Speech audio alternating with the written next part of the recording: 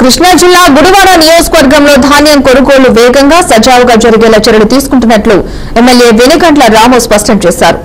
గుడ్లవల్లేరు మండలంలో పర్యటించిన ఎమ్మెల్యే రైతుల సమస్యలను అడిగి తెలుసుకున్నారు. ఇక ముఖ్యంగా తేమ శాతం నిర్ధారణలో రైసు మిల్లర్ల వద్ద తలెత్తుతున్న ఇబ్బందులను జేసీ దృష్టికి తీసుకెళ్లి తక్షణమే పరిష్కరించారు. రైతులు అపోహలకు గురి కావద్దని, ఇబ్బందులు వస్తే నేరుగా తన దృష్టికి తీసుకురావాలని రైతులకు భరోసా ఇచ్చారు. ఆర్ఎస్కే ఉద్యోగులు బాధ్యతాయుతంగా పనిచేయాలని ఆయన సూచించారు. రైతాంగం సంక్షేమమే కూటమి ప్రభుత్వ లక్ష్యమని ఎమ్మెల్యే రాము పునరుద్ఘాటించారు. పుష్ చేస్తున్నారేమో మనకి తగిలే అవకాశాలు చాలా తక్కువ ఉన్నాయంటండి బేసిక్ గా. సో మరీ కంగారు పడద్దు.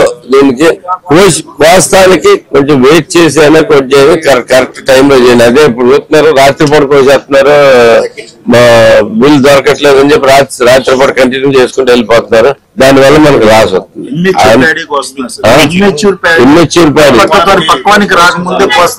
దానివల్ల మనకి లాభం లేదు, మన చివరిలో ఇబ్బంది పడతాం.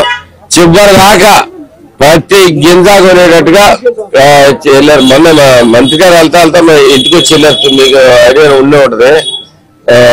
ప్రతిదీ కొన్నాము, మీరు ఏది బయటకు అమ్మకుండా చూసుకొని నేను పూర్తిగా కొనిపించేస్తాను అనేది క్లియర్ గా చెప్పాడు.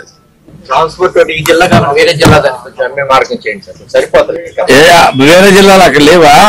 వాళ్ళకైతే మిల్లు ఎక్కువ మనకు 10,000 కెపాసిటీ ఉంది సార్.